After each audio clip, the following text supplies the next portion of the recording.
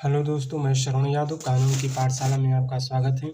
आपको बता दूं कि हिंदू विवाह अधिनियम 1955 की धारा 9 कहता है कि किसी कोई पति या पत्नी बिना बताए मैरिटल लाइफ छोड़कर चला जाता है तो ऐसे में आप उसके खिलाफ डाइवोर्स केस कर सकते हैं। और आप सबसे पहले मैं बता दूं कि आप थाने में ना जाएं, अन्यथा आप पर पति या पत्नी आप पर आरोप पे आरोप लगाते चले जाएंगे और ऐसे में आप मुकदमे के अन्य धाराओं में फंसते चले जाएंगे।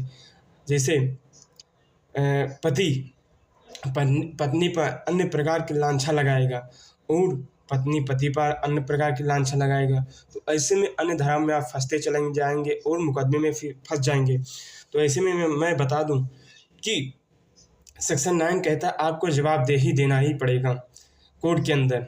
और ऐसे में आप कोर्ट में जाएं और कोर्ट यही चाहता है कि आप दोनों मैरिटल लाइफ पूर्ण करें, कोई नहीं चाहता कि आप दोनों अलग रहें।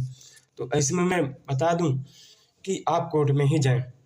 सेक्शन 9 कहता है कि यदि आपकी पत्नी आपको बिना बताए मायके में चली जाती है या कहीं अन्य जगह चली जाती हैं जो आपको मैरिटल लाइफ नहीं पूरा होता है, तो आपको सेक्शन 9 के फ़ायदे बता दूं कि ऐसे में आप कोर्ट जाएं और तो कोर्ट में जाकर आप उसके खिलाफ केस करें।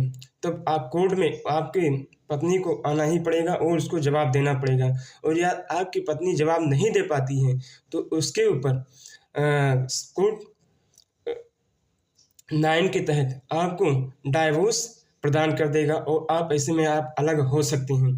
और यदि आपके पति आपको जवाब नहीं दे पाता है तो आप उसके खिलाफ कर सकते हैं और आपको आसानी से डाइवोर्स मिल सकता है। लेकिन यदि आपका अब बिना वजह के सेक्शन 9 का दुरुपयोग करके और कोर्ट में जाते हैं और आपका पति जवाब नहीं दे पाता है तो ऐसे में आपकी पत्नी 498 ये लगा देगी तुरंत और बीएनएस की धारा 85 लगाएगी तुरंत। और उसके बाद घरेलू हिंसा उत्पीड़न लगा देगी। ऐसे में आप फंस जाएंगे।